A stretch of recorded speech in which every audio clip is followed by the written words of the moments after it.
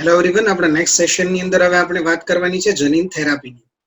જનીન થેરાપી મિત્રો એક એવી ટેકનિક છે કે જેની અંદર આપણા બોડીની અંદર જે છે એ આનુવંશિક રોગ માટેનો ઉપચાર કરવામાં આવે છે. આપણે જાણીએ છીએ કે દરેક રોગ જે છે એના માટેની કોઈ દવા હોય છે, પણ આનુવંશિક રોગો માટે કોઈ દવા દ્વારા એને સારું કરી શકાતું નથી, કારણ કે આનુવંશિક છે અને એ શરીરની કોઈ પણ એક પ્રકારની જનીની ખામીના કારણે ઉદ્ભવેલું છે. એને રિપેર કરવા માટે આપણે કંઈક અલગ ટેકનિકનો યુઝ કરવો પડશે, અને એ જ ટેકનિક આપણે જે છે અત્યારે ડેવલપ કરી છે, જેનું નામ છે જનીન થેરાપી. જનીન થેરાપીની અંદર આપણે જે છે બાળક અથવા તો ભ્રૂણમાં ક્ષતિ સુધાર કરીએ છીએ. ક્ષતિ સુધાર એટલે કોઈ એક બાળક જે છે, ખાસ કરીને મેં જ્યારે તમને પ્રજનન વિશે વાત કરતો હતો એમાં મેં ગર્ભ વિકાસના તબક્કાઓ દરમિયાન મેં તમને સમજાવેલું હતું, અને એમટીપી દરમિયાન પણ મેં તમને સમજાવેલું હતું કે કોઈ રીઝનથી બાળક જે છે એ ખામીયુક્ત હશે તો આ ખામીયુક્ત બાળકને જે છે એ ડોક્ટર એક સોનોગ્રાફી દ્વારા ચેક કરે છે, અને ત્યાર પછી ખબર પડે છે કે બાળક જે છે એ કોઈ ખોડખા પણ ધરાવે છે. આ સિવાય એમનિયોસેન્ટેસિસ વિશે તમે અભ્યાસ કરી ગયા છો. એમનિયોસેન્ટેસિસ શું છે? એમનિયોસેન્ટેસિસ આપણને એ વસ્તુનું નિર્દેશન આપે છે કે વિકાસ પામી રહેલું જે બાળક જે છે, જે ટૂંકમાં અત્યારે ગર્ભાશયમાં છે, એ એક્સ વાય અથવા ઝેડ પ્રકારની જનની ખામી ધરાવે છે. તો મિત્રો એને રિમૂવ કઈ રીતે કરવી, મતલબ એ ખામીને દૂર કઈ રીતે કરવી, આપણે એ જ વસ્તુ જે છે એ આપણે જનીન થેરાપીની અંદર જે છે એ કરીએ છીએ. અહીંયા ખાસ તમારી સ્ક્રીન પર જુઓ કે લખેલું છે ફર્સ્ટ ટાઈમ ઇન 1990 ની અંદર એક બાળકી હતી, 4 વર્ષની એક બાળકી હતી, જે બાળકીની અંદર એડિનોસાઇન ડીએમિનેઝ નામનો એક જે ઉત્સેચક હોય, એ ઉત્સેચકનો એના જનીનિક ખામીના કારણે અભાવ હતો, ઉદ્ભવતો ન હતો. મિત્રો આજકાલ ઘણી બધી આવી જનીનિક બીમારીઓ સાથે બાળકો જન્મે છે. ખાસ કરીને પહેલા તો એવું ઓછો જોવા મળતું, પણ હવે તો બાળકો જન્મની સાથે ડાયાબિટીસ પણ ધરાવતા હોય છે.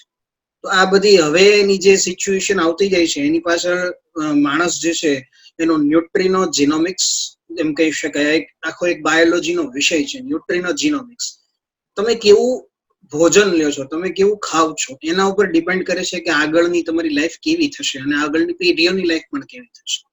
અને આ વસ્તુ ન્યુટ્રીનો જીનોમિક્સ ની અંદર બહુ સારી રીતે સમજાવવામાં આવે છે કે ન્યુટ્રિશન દ્વારા તમે જોશો તો કેન્સર થવાના પ્રમાણ વધે છે. તો કેન્સર થવાના પ્રમાણ એ કન્ટ્રીઝની અંદર વધારે છે જ્યાં જંક ફૂડ વધારે ખવાય છે. એ જંક ફૂડ વધારે ખવાની પાછળ આખું એક ન્યુટ્રીનો જીનોમિક્સ નામનો એક બાયોલોજીનો આખી એક શાખા છે જેમાં આ બાબતોનો અભ્યાસ થાય છે કે કેમ આવું થાય છે. અહીંયા આપણે વાત કરશું આપણા એડિનોસાઇન ડીએમિનેઝની, જે રોગ પ્રતિકારકતા માટે જે છે ને બહુ મહત્વનો માનવામાં આવે છે. એકચ્યુઅલીમાં જે જનીન હોય, આપણે લોકો જે છે જ્યારે આનુવંશિકતા અને ભિન્નતાના ચેપ્ટરની વાત કરશું ત્યારે હું આ બાબત તમને સમજાવીશ કે કોઈ કારણથી જે છે એ જનીન ડીએનએ ની અંદરથી જનીનનો કોઈ એક ટુકડો કોઈ રીઝનથી લોપ થઈ જાય છે, દૂર થઈ જાય છે, અને એ લોપ થવાના કારણે હવે એમાંથી બનતો એમઆરએનએ અને એમાંથી બનતું પ્રોટીન કે જે આપણો ઉત્સેચક છે એ બનશે નહીં, અને ન બનવાના કારણે જે છે આપણને એની જે છે ઉણપ વર્તાય છે.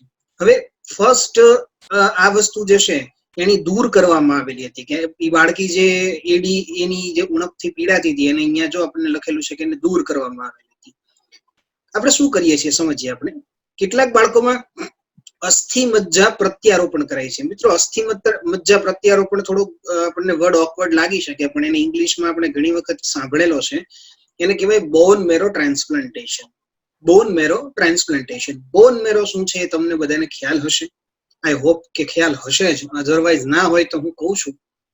બોન મેરો એટલે આપણું અસ્થિ મજ્જા જે છે, આપણું અસ્થિ મજ્જા એટલે આપણા સાથળ જે છે એના ભાગની અંદર એક મોટું હાડકું હોય છે જેની અંદરનો ભાગ જે છે પોલાણ ધરાવે છે, અને આ પોલાણ ધરાવતો જે ભાગ છે એ ભાગની અંદર આપણા બોડીના તમામ જેટલા રુધિર કોષો છે એનું ઉત્પાદન ત્યાં થાય છે. મતલબ એમ કહી શકાય કે આપણા તમામ, એટલે કે તમે જેને આરબીસી કહો છો, ડબલ્યુબીસી કહો છો, તમે જેને ટૂંકમાં લસિકા કણોની વાત કરો છો, ડબલ્યુબીસીઝમાં બધી મોનોસાઇટ જે છે બધું જ, એનું જન્મનું સ્થાન જે છે એ અસ્થિ મજ્જા છે. અને અસ્થિ મજ્જાના પોલાણમાં, કારણ કે વચ્ચેથી પોલું હોય એટલે અસ્થિ મજ્જાના પોલાણમાં જે છે એનો ગ્રોથ થાય છે. તો અહીંયા આપણે શું કરીએ છીએ કે એ જ અસ્થિ મજ્જા જે છે આપણે પ્રત્યારોપણ કરીએ છીએ, બોન મેરો ટ્રાન્સપ્લાન્ટ કરી દઈએ છીએ. બોન મેરો ટ્રાન્સપ્લાન્ટ કરવાના બેનિફિટ્સ એવા હોય છે કે આપણે જે વસ્તુની ઉણપ છે એ દૂર કરી શકીએ છીએ. કેટલાક ઉત્સેચકો જે છે એ રિપ્લેસમેન્ટ થેરાપી દ્વારા દૂર કરી શકાય છે. માની લો કે રિપ્લેસમેન્ટ થેરાપી એટલે શું? રિપ્લેસમેન્ટ થેરાપી એટલે કે જે સેલ, દાખલા તરીકે બીટા લેંગરહાન્સના કોષો જે છે એની અંદર ઇન્સ્યુલિન પ્રોડક્શન માટેનું જનીન કામ નથી કરતું, તો આપણે શું કરી શકીએ છીએ કે એને રિપ્લેસ કરવાનું છે. જનીન થેરાપીમાં આપણે આ જ કામ કરીએ છીએ. એવી જ રીતે આપણે એન્ઝાઇમ રિપ્લેસમેન્ટ થેરાપી દ્વારા પણ કામ કરી શકીએ. પણ મિત્રો આ બંને ટેકનિક જે છે ને એ રોગ નાશક નથી. આ ખાસ સમજવા જેવી બાબત છે. આ બંને ટેકનિક જે છે એનાથી કોઈ વસ્તુ જે છે એ ટૂંકમાં રોગ જતો રહેતો નથી. આ સમજવા જેવી બાબત છે. આમાં એકચ્યુઅલી પ્રોસેસ કઈ રીતે કરવામાં આવે છે તો કે અહીંયા સ્ક્રીન પર તમે જુઓ કે જનીન થેરાપીમાં જે છે એ દર્દીના જે લસિકા કોષો હોય ને એને દર્દીના શરીરમાંથી બહાર કાઢી લેવામાં આવે, અને બહાર કાઢી લીધા બાદ એનું જે છે ને લેબોરેટરીની અંદર સંવર્ધન કરીએ, આપણે ગ્રોથ કરીએ. ત્યાર પછી આપણે એડીએ જે છે, બરોબર છે, આપણે એડીએ છે, એડિનોસાઇન ડીએમિનેઝની જે વાત કરી ગયા છીએ, એ એડીએ ના સીડીએનએ. સીડીએનએ એટલે એનો મતલબ થાય છે C stands for complementary. Complementary DNA નો સમાવેશ કરાવીએ છીએ. અને આ વસ્તુ માટે આપણે શું કરીએ છીએ તો કે આ વસ્તુ માટે આપણે ઉપયોગ કરીએ છીએ રિટ્રોવાયરસનો. કારણ કે આપણે જાણીએ છીએ કે રિટ્રોવાયરસ જે છે એ પ્રાણીમાં વાહક તરીકે કામ કરે છે. યજમાનની અંદર યજમાન કોષ જો પ્રાણી હોય તો રિટ્રોવાયરસનો ઉપયોગ કરવો પડે છે. હવે એક વખત શું થશે કે દાખલા તરીકે તમે જે લસિકા કણો હતા, બરોબર છે, દાખલા તરીકે આ લસિકા કણ છે, બરોબર છે, હવે આ લસિકા કણની અંદર આપણે જે આપણું સીડીએનએ જે છે એને આપણે શું કરી દીધું છે તો કે એન્ટર કરી દીધું છે, બરોબર. હવે આ લસિકા કણોને આપણે ફરીથી શું કરવાનું છે તો કે હવે આ લસિકા કણોને આપણે દાખલ કરી દઈશું શરીરમાં. અને આ લસિકા કણો કે જેની અંદર તમે તમારું મનગમતું સીડીએનએ જે તમે એડિનોસાઇન ડીએમિનેઝ નું જે ટ્રાન્સફર કરેલું છે, બરોબર છે, એ જે ટ્રાન્સફર કરેલું આપણું જે ડીએનએ છે એ ધરાવતો સેલ જે છે એને હવે આપણે લોકો નામ આપશું. હવે આ લસિકા કણને નવું નામ અપાઈ ગયું છે જેને આપણે કીધેલું છે genetically engineered cell. Genetically engineered cell એટલા માટે કારણ કે આપણે એને શું કરી દીધું છે તો કે આપણે એને તબદીલ કરી દીધું છે. કેવા કોષમાં? જેવો આપણે ઈચ્છીએ છીએ તેવા કોષમાં. પણ મિત્રો આ જે કોષો જે છે લસિકા કણો એ અમર હોતા નથી અને એને સમયાંતરે જે છે દાખલ કરતા રહેવા પડે છે. એટલે થોડા સમયે ટ્રીટમેન્ટ જે છે એ દર્દીને રિપીટ કરવી પડે, જેના કારણે એની અંદર જે છે એ આ ઉત્સેચકનું પ્રોડક્શન ચાલુ જ રહેશે, બંધ થશે નહીં. અને બસ આ જ રીતે જનીન થેરાપીની અંદર જે છે એ વ્યક્તિને સારવાર આપી શકાય. જો ડાયાબિટીસનો ઈલાજ તો વ્યક્તિ દવા લઈને પણ કરી શકે, ઘણા લોકો જે છે ઇન્સ્યુલિનના ઇન્જેક્શન લઈને પણ કરી શકે, પણ એનો જો કાયમી ઈલાજ કરવો હોય કે જેના કારણે વ્યક્તિને દવા કે એ બધું જે છે કમ્પેરેટિવલી ઓછું યુઝ કરવું પડે, તો એના માટે જનીન થેરાપી છે. જનીન થેરાપી આજના સમયમાં હજી એટલી બધી સક્સેસફુલ નથી નીવડી, કારણ કે એના ઘણા બધા રીઝન છે.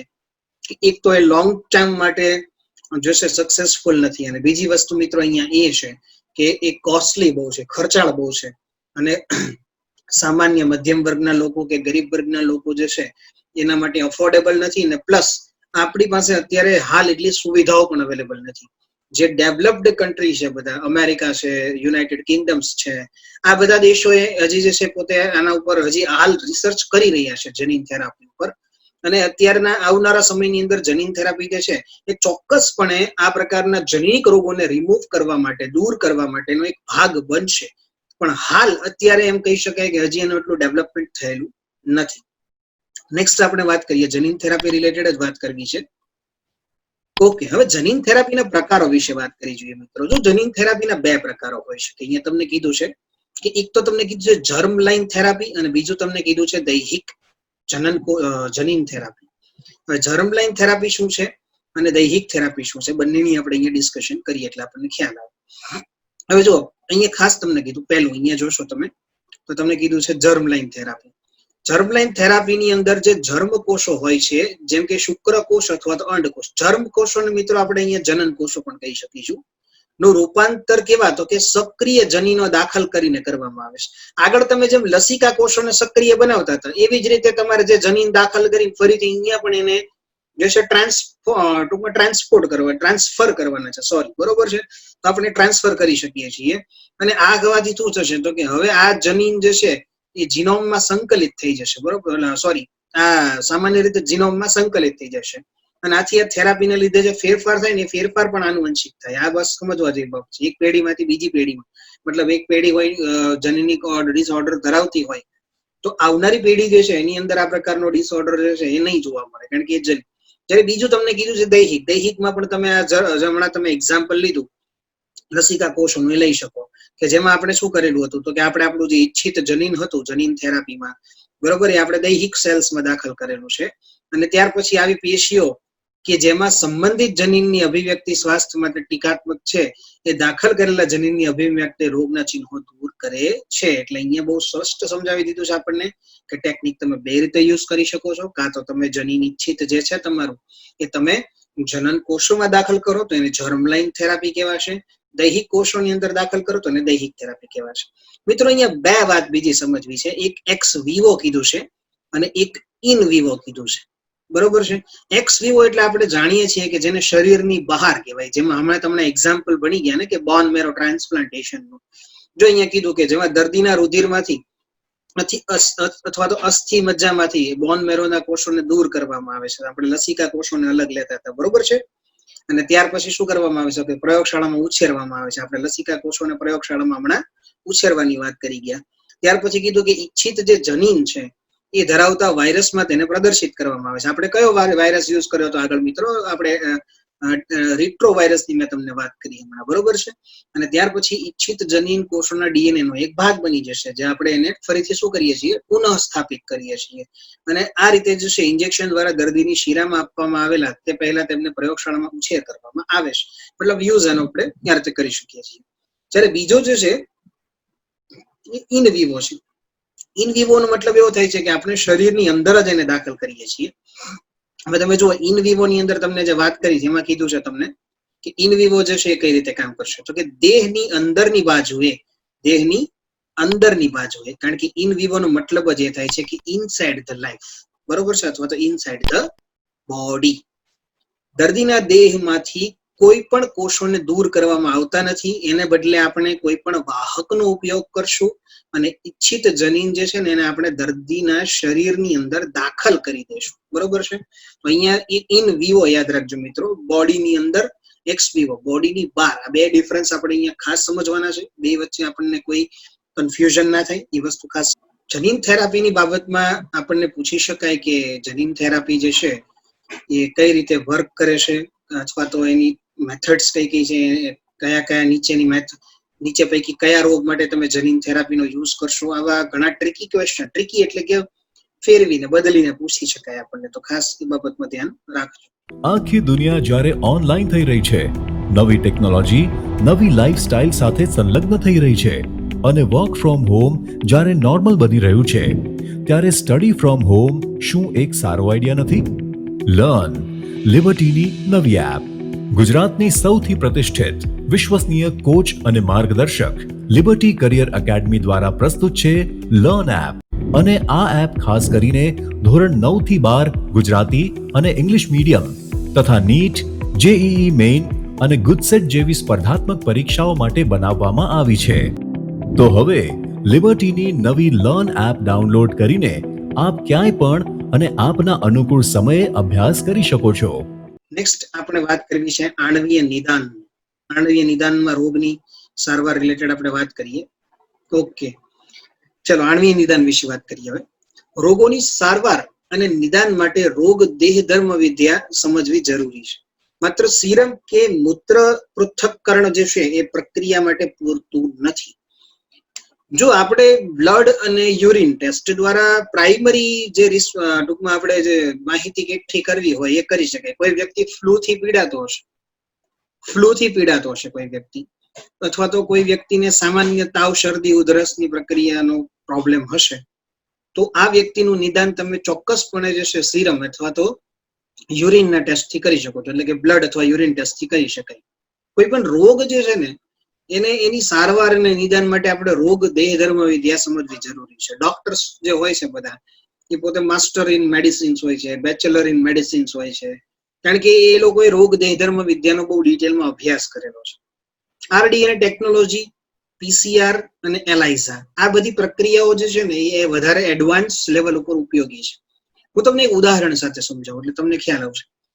કે માની લો કે કોઈ વ્યક્તિ જે છે એ વ્યક્તિ HIV ઇન્ફેક્ટિવ છે, એટલે કે પોતે હ્યુમન ઇમ્યુનો ડિફિશિયન્સી વાયરસથી ઇન્ફેક્ટેડ છે.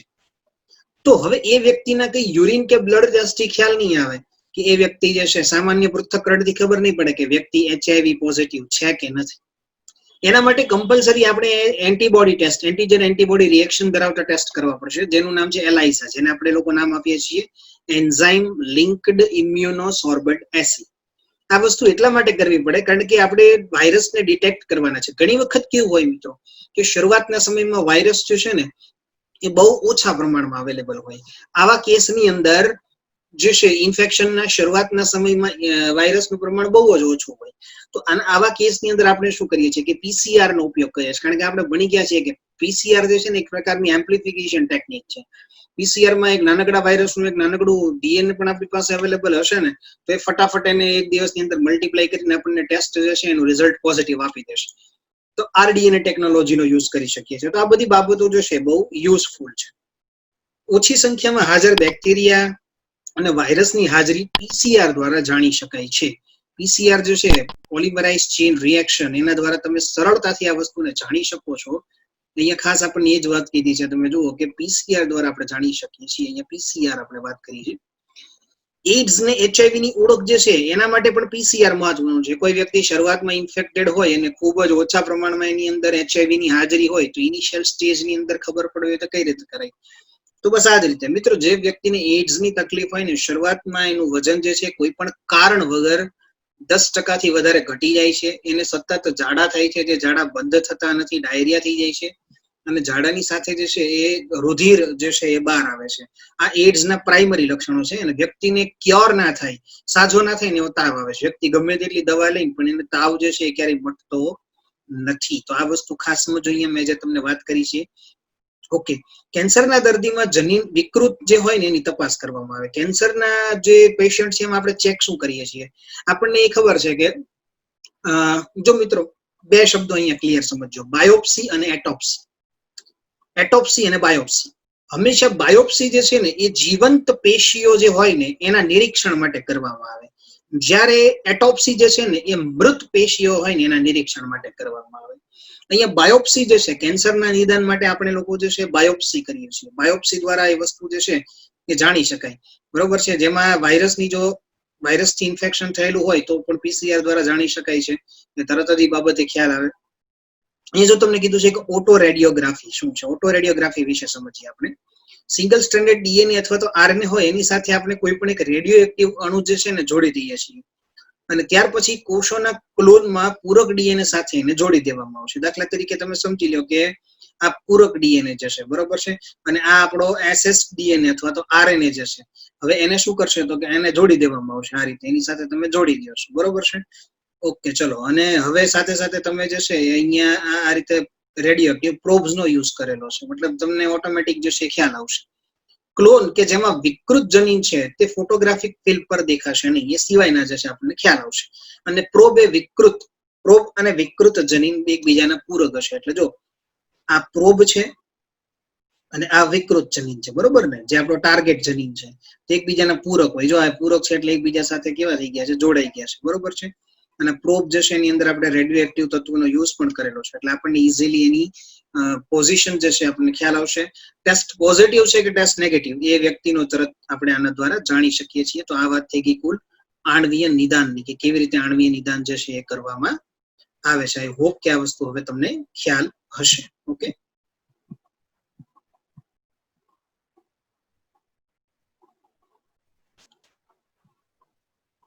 હવે વાત કરવી છે આપણે મિત્રો પારજનનિક પ્રાણીની. પારજનનિક પ્રાણી કોને કહેવાય? જે પ્રાણી હોય ને એમાં DNA તબદીલ કરવામાં આવેલ હોય અને તેમાં વિદેશી જનીન અભિવ્યક્ત થતા હોય તેવા પ્રાણીઓને પારજનનિક પ્રાણીઓ કહેવાય છે. એવું પ્રાણી કે જેની અંદર આપણે આપણા સ્વાર્થ માટે, આપણી જરૂરિયાત માટે, આપણે કોઈ બી રીઝનથી આપણે શું કરેલું છે તો કે એના DNA ને એને જે છે એના DNA માં ચેન્જીસ કરીને આપણે આપણું જનીન અભિવ્યક્ત કરાવેલું છે. તો આ વ્યક્તિ આવા પ્રાણીઓને પારજનનિક પ્રાણીઓ કહેવામાં આવશે. પારજનનિક પ્રાણીઓ ઉત્પન્ન કરવા માટેના ઘણા બધા રીઝન છે. જેમ કે તમને જો કીધું કે પારજનનિક ઉંદર, સસલા, ભૂંડ, ઘેટા, ગાય, માછલી વગેરે ઉત્પન્ન થઈ ચુક્યા છે.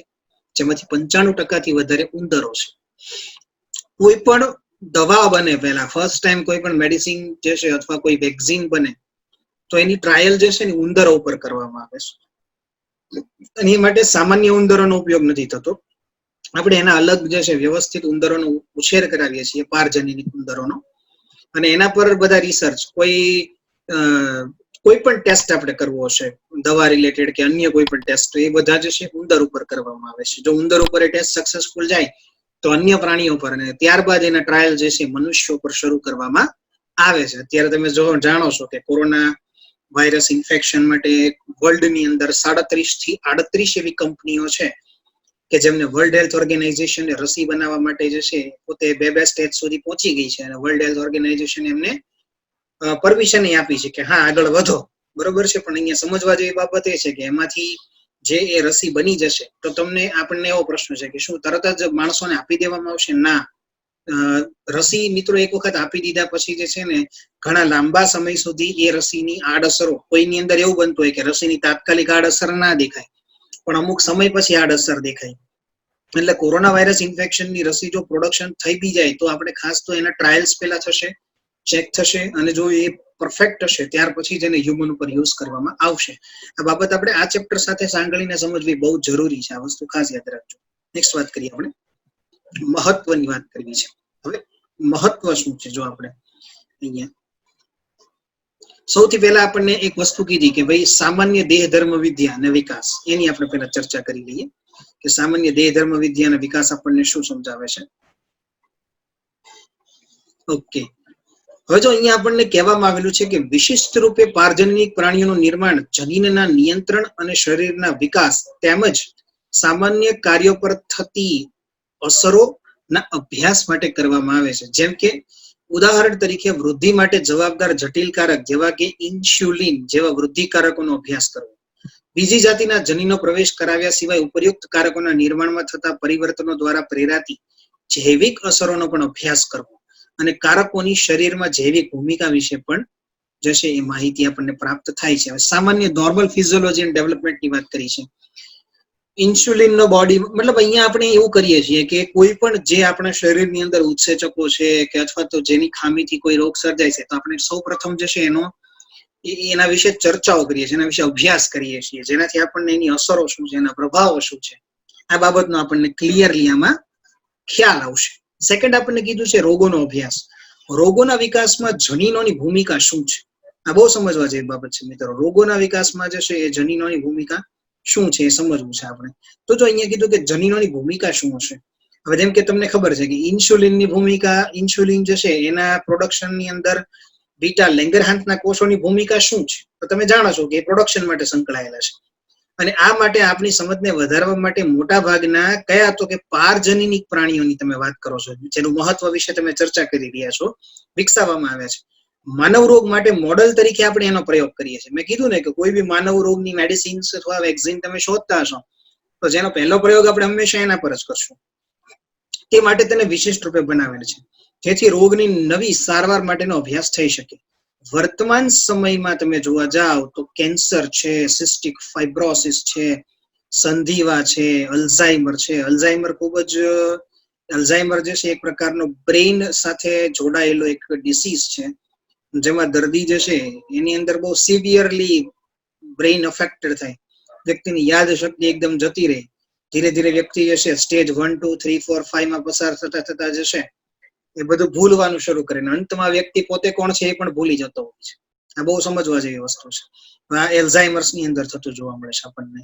તો આ બધા માનવ રોગો માટે આપણે શું કરીએ છીએ મિત્રો કે આવા જ કેટલાક પારજનની પ્રાણીઓ જે છે ને એને આપણે ડેવલપ કરેલા છે, અને એના દ્વારા જ આપણે જે છે એવું જરૂરી નથી કે આપણે માત્ર રોગો વિશે જાણવા, આપણે કેટલાક બીજા અન્ય બેનિફિટ માટે પણ એને ડેવલપ કરેલા છે. જેમ કે આગળ તમને વાત કરીશ કે કેવી રીતે આપણે એનો યુઝ કરીએ છીએ. અધરવાઇઝ જૈવિક નિપજો, ચલો હવે જો આ સમજવા જેવું છે કે ખાલી એવું નથી કે પારજનની પ્રાણીઓ રોગો માટે જ આપણે ડેવલપ કરીએ છીએ.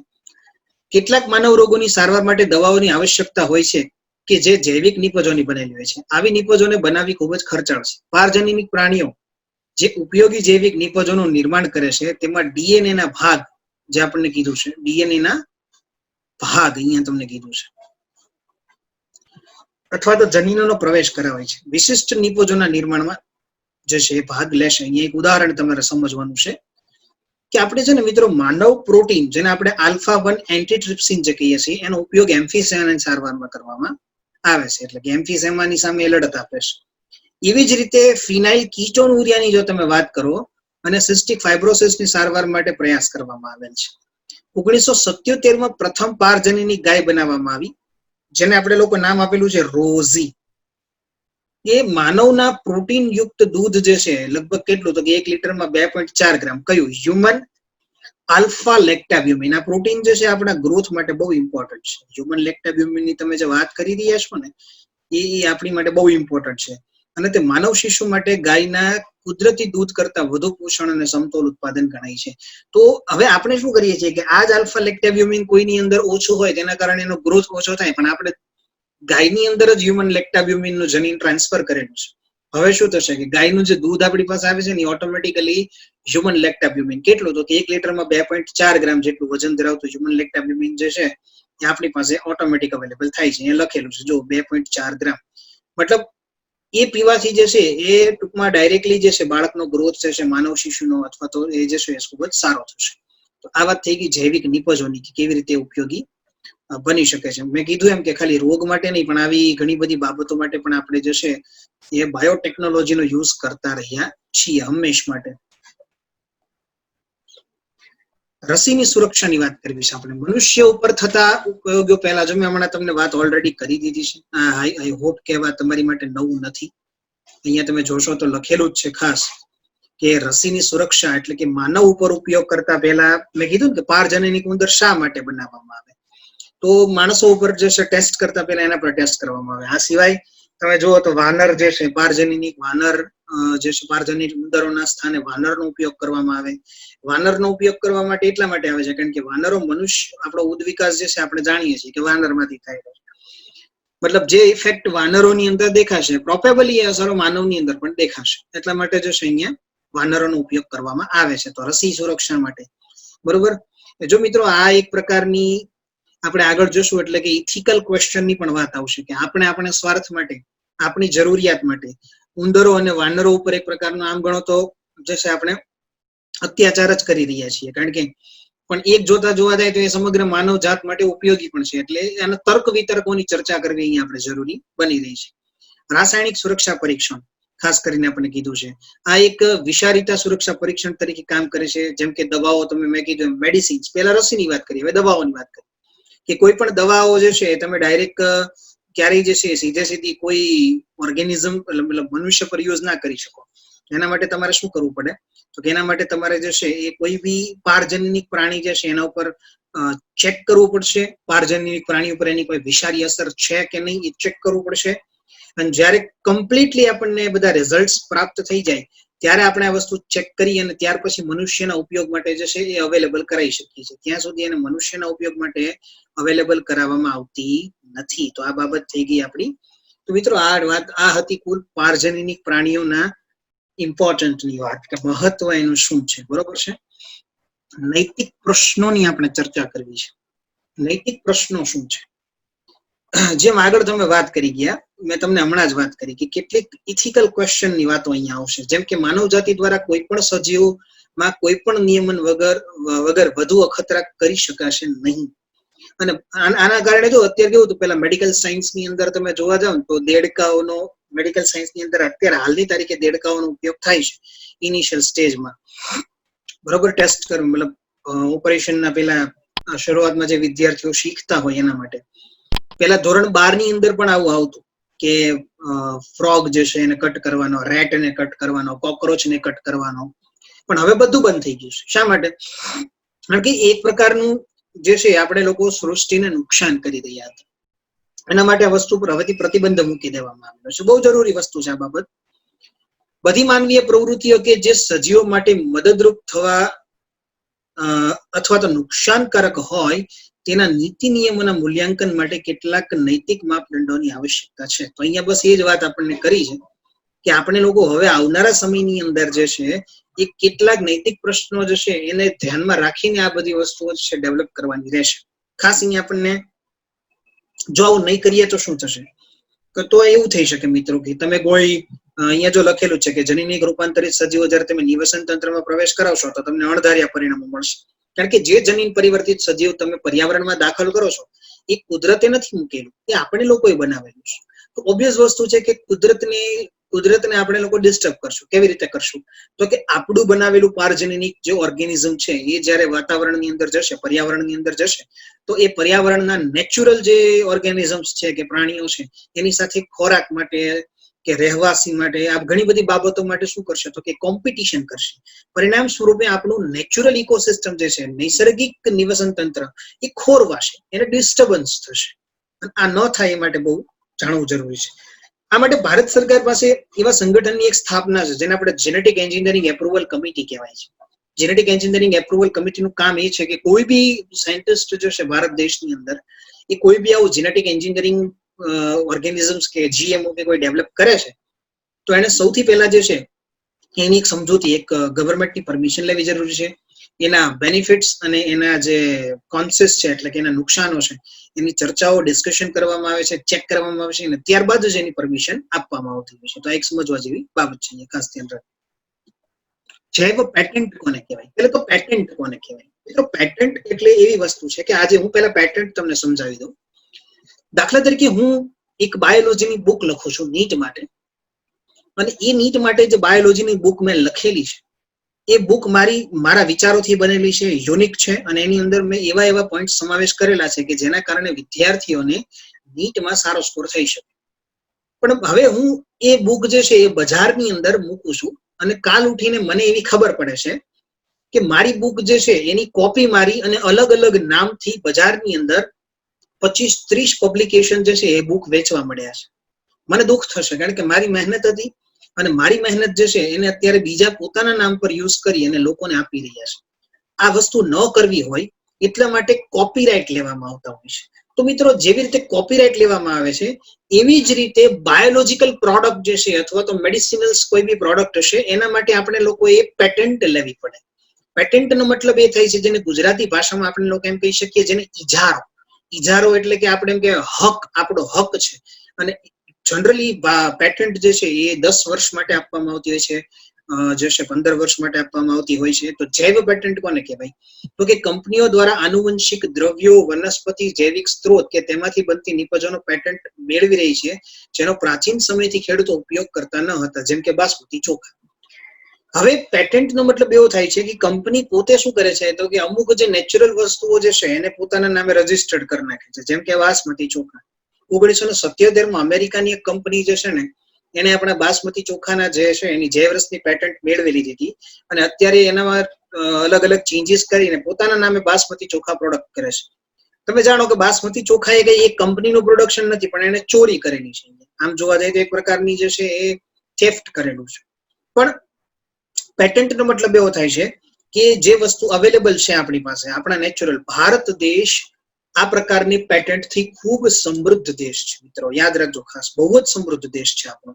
અને આપણા દેશની સમૃદ્ધિ એટલી બધી છે કે આ બધી જે પેટન્ટ આપણી પાસે અત્યારે અવેલેબલ છે ને એ બધી જ પેટન્ટો જે છે આપણને કુદરતી રીતે મળી છે. અને આ બધી બાબતો જે છે જો આમાં ખાસ તમને કીધું કે ભારતના લીમડા અને હળદરના પેટન્ટ માટે બહુ બધા પ્રયત્નો થયેલા છે મેળવવા માટેના. કારણ કે હળદર જે છે ને એ મલ્ટીપર્પઝ યુઝ ધરાવે છે. હળદરનો તમે મસાલા તરીકે યુઝ કરી શકો, હળદરનો તમે ઔષધિ તરીકે યુઝ કરી શકો. આવી રીતે હળદરના જે છે એ બહુ બધા યુઝીસ છે, બરોબર છે.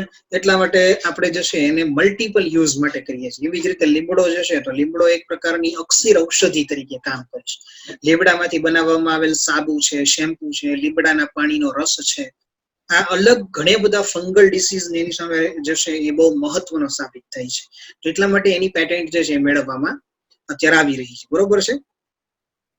અને જૈવ તસ્કરી કોને કહેવાય? તો કે બહુરાષ્ટ્રીય કંપની એટલે કે જેને મલ્ટીનેશનલ કંપની કહેવાય કે જે અન્ય સંગઠનોના જૈવ સંપત્તિઓની પેટન્ટનું જે તે દેશની સત્તાવાર મંજૂરી વિના આર્થિક લાભ આપ્યા વગર શોષણ કરે તો તેને જૈવ તસ્કરી કહેવાશે. જૈવ તસ્કરીનો મતલબ મેં હવે તમને કીધું, હમણાં તમને જેમ સમજાવ્યું ને બસ એવી જ રીતે બાયોલોજીની અંદર પણ આવું થતું હોય છે. જૈવ તસ્કરી એટલે ભારતનો જે જૈવ રસનો પેટન્ટ છે તો એની ચોરી કરવામાં આવી તો એ આપણે કહીએ છીએ જૈવ તસ્કરી કહી શકાય, બરોબર છે. મોટા, અને આવું રીઝન છે, જો જે રાષ્ટ્રો વિકસિત છે, જેમ કીધું કે મોટા ભાગના ઔદ્યોગિક રાષ્ટ્રો જે છે આર્થિક સમૃદ્ધિ ધરાવે છે, જેમ કે અમેરિકા છે, પરંતુ જૈવ સ્ત્રોત માટેની જૈવ વિવિધતા ધરાવતો નથી. અમેરિકા ખૂબ આગળ છે, લંડન, યુનાઇટેડ કિંગડમ ખૂબ આગળ છે ટેકનોલોજીની બધી બાબતમાં, પણ એમની પાસે બાયો ડાયવર્સિટી એટલી બધી નથી જેટલી આપણી પાસે છે. કારણ કે આપણી પાસે જોઈએ કીધું કે તેના વિપરીત વિકાસશીલ દેશો જેમ કે ભારત છે, પાકિસ્તાન છે, આજુબાજુમાં બાંગ્લાદેશ છે, શ્રીલંકા છે, મિત્રો આ બધા દેશો જે છે ને ભલે અલ્પ વિકાસશીલ કે અલ્પ વિકાસશીલ દેશો હોય, પણ આપણી જૈવ વિવિધતા ખૂબ સમૃદ્ધ છે. ભારત વિશ્વના ટોપ 8 જૈવ વિવિધતા ધરાવતા દેશમાંનો એક દેશ છે. અત્યારે 201 જેટલા દેશો વિશ્વમાં હયાત છે, એ પૈકી ટોપ 8માં ભારતની જૈવ વિવિધતા આવે છે. તો તમે સમજી શકતા હશો કે ભારત કેટલો જૈવ વિવિધતાની સમૃદ્ધિ ધરાવે છે. તો આ બહુ મહત્વની બાબતો છે. કેટલાક જે છે એ પ્રાણીઓ હોય છે, ખાસ કરીને હું તમને નામ આપું કે ગેકો ગરોળી, તમે નામ સાંભળેલું છે, ગેકો લિઝાર્ડ જેને કહેવાય. મિત્રો ગેકો લિઝાર્ડ જે છે ને એનું ઇન્ટરનેશનલ માર્કેટની અંદર ખૂબ જ મહત્વ છે, લાખો રૂપિયામાં એની કિંમત હોય છે. અને આ પ્રકારની ગેકો લિઝાર્ડની અત્યારે તસ્કરી કરવામાં આવે છે, ચોરી કરવામાં આવે છે. તો આ વસ્તુ છે. તેનાથી વિપરીત શું થાય, તો હવે શું થશે ખબર, કે જે વિકાસશીલ દેશો જે છે ને, વિકાસશીલ અને અલ્પ વિકાસશીલ દેશો એ જૈવ સમૃદ્ધિ ધરાવે છે, પણ હવે શું કરવામાં આવ્યું છે કે વિકસિત દેશો જે છે ને એ વિકાસશીલ દેશોનું શોષણ કરી રહ્યા છે. વિકાસશીલ એટલે કે જેનો હજી વિકાસ થયો નથી, વિકાસ થઈ રહ્યો છે, અને વિકસિત એટલે કે જેનો વિકાસ થઈ ચુક્યો છે. અમેરિકા ભારત પાસેથી આવી ઘણી બધી જૈવ સમૃદ્ધિ બાબતની જે વિવિધતાઓ જે છે ને એને માગે છે, ચોરી કરે છે, આવું કરે છે. શા માટે કરી રહ્યું છે? કારણ કે એનાથી એની પાસે ટેકનિક છે. આપણી આ મેથડ્સનો યુઝ કરી અને ઘણી બધી જે છે એનું ટૂંકમાં પ્રોડક્શન એ કરી અને વર્લ્ડની સામે મૂકશે, તો તેના લીધે એનું જે છે બેનિફિટ થશે એના દેશને. અને આપણી પાસે જે છે એ તળપદું જ્ઞાન નથી, મતલબ આપણી પાસે ઘણી બધી આયુર્વેદની રિલેટેડ બાબતો જે છે અવેલેબલ છે, પણ આપણને એનું જ્ઞાન નથી. બાકી અત્યારે આયુર્વેદની અંદર તમામ રોગો માટે જે છે સારવાર આપવામાં આવેલી છે. ભારતમાં સંસદમાં ઇન્ડિયન પેટન્ટ બિલનો જે બીજો મુસદ્દો જે છે એ પણ લાગુ કરવામાં આવેલો છે. અત્યારે હાલ જો કોઈ વ્યક્તિ પેટન્ટ લેવા ઈચ્છતું હોય તો એ વ્યક્તિને પેટન્ટ આપવામાં આવે છે, અને એ પેટન્ટ આપી દીધા બાદ જો કોઈ કંપની કે કોઈ વ્યક્તિ એની કોપી કરશે તો એને જૈવ તસ્કરી કહેવાશે, અને જૈવ તસ્કરી રિલેટેડ એને જે છે એ દંડ અથવા તો સજાની જોગવાઈ આપવામાં આવેલી છે. તો કુલ આજે મિત્રો વાત જે છે એ જૈવ તસ્કરીની હતી. ટોટલ એટલી વાત બાયોટેકનોલોજીની છે. આઈ હોપ તમને બાયોટેકનોલોજીમાં બધા પોઈન્ટ ખ્યાલ આવી ગયા હશે. NCERT વારંવાર કહેતો આવ્યો છું મારા લેક્ચરના અંતે, મિત્રો NCERT ખાસ કરજો. જેટલું પણ તમે વધારે NCERT વાંચી શકો તમારી નીટ એક્ઝામ પહેલા, એટલું તમારી માટે બેનિફિટ છે. હું તો કહું શક્ય હોય તો અત્યારથી નીટ સુધીમાં 1 વખતની 2 વખતની પણ 3 વખત આખી NCERT વાંચી જવી, તમે ખૂબ સારો સ્કોર કરી શકશો જો તમે NCERT સારી રીતે તૈયાર કરી અને એક્ઝામમાં ગયા હશો તો. આટલી વસ્તુ દરેક યાદ રાખજો. અહીંયા દરેક પોઈન્ટ તમને સારી રીતે ડિટેલમાં હું સમજાવું છું, અને એ સમજી લીધા બાદ તમે NCERT માંથી પણ એને રિફર કરશો, 100% તમને જે છે એ દરેક પોઈન્ટ ખ્યાલ આવી જશે અને તમે સરળતાથી જે છે એના આન્સર્સ આપી શકશો. Thank you. આખી દુનિયા જ્યારે ઓનલાઈન થઈ રહી છે, નવી ટેકનોલોજી નવી લાઈફસ્ટાઈલ સાથે સંલગ્ન થઈ રહી છે, અને વર્ક ફ્રોમ હોમ જ્યારે નોર્મલ બની રહ્યું છે, ત્યારે સ્ટડી ફ્રોમ હોમ શું એક સારો આઈડિયા નથી? લર્ન લિબર્ટીની નવી એપ. ગુજરાતની સૌથી પ્રતિષ્ઠિત વિશ્વસનીય કોચ અને માર્ગદર્શક લિબર્ટી કરિયર એકેડમી દ્વારા પ્રસ્તુત છે લર્ન એપ.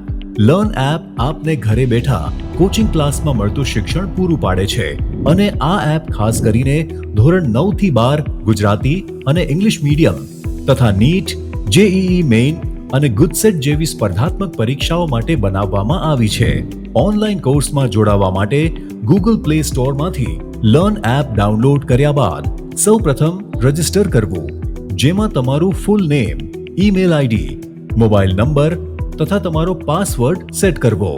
હવે આપને મોબાઈલ પર SMS દ્વારા OTP મળશે તથા ઈમેલ આઈડી પર આવેલ કન્ફર્મેશન લિંકમાંથી તમારું અકાઉન્ટ વેરીફાઈ કરાવવું. ત્યારબાદ એપ્લિકેશનમાં તમારા ઈમેલ આઈડી તથા પાસવર્ડથી લોગિન કરવાનું રહેશે. લોગિન થયા પછી હોમ પેજમાં સૌપ્રથમ આપનું ધોરણ સિલેક્ટ કરો. તેમાં સિલેક્ટ કરવાથી આપને બેચની વિગતો ઉપરાંત ક્લાસીસ, ટેસ્ટ્સ, સ્ટડી મટીરિયલ તથા બીજી વિશેષ માહિતી જોવા મળશે. એક વખત આ પ્રક્રિયા પૂરી થયા પછી બાય નાવ બટન ક્લિક કરીને આપેલ પેમેન્ટ ઓપ્શન્સમાંથી કોઈ પણ ઓપ્શન જેવા કે ડેબિટ કાર્ડ, ક્રેડિટ કાર્ડ અથવા ગૂગલ પે સિલેક્ટ કરીને તરત જ એનરોલ કરી શકો છો. હવે આપની નક્કી કરેલી બેચ ખુલશે નમસ્તે વિદ્યાર્થી મિત્રો. અને અનુકૂળતા પ્રમાણે આપ નિષ્ણાંત શિક્ષકો દ્વારા સમજાવવામાં આવેલ લેક્ચર સેશન્સ જોઈ શકો છો. આ લેક્ચરને વધુ સમજવા માટે પીડીએફ મટીરિયલ્સ ડાઉનલોડ કરી શકશો. એક વખત વિષય સમજી લીધા પછી ચેપ્ટર વાઇઝ ક્વિઝ આપીને પોતાની વિષય સમજ ચકાસી શકો છો. અને જો ક્યાંક આપને કોઈ સમસ્યાનો ઉકેલ ના મળે તો ચિંતા ના કરશો. અમારા ઇન્ટરેક્ટિવ લાઈવ ડાઉટ સોલ્વિંગ સેશન્સમાં લાઈવ ચેટ બોક્સ દ્વારા તમારી મૂંઝવણ તરત દૂર કરી શકો છો. તો હવે લિબર્ટીની નવી લર્ન એપ ડાઉનલોડ કરીને આપ ક્યાંય પણ અને આપના અનુકૂળ સમયે અભ્યાસ કરી શકો છો.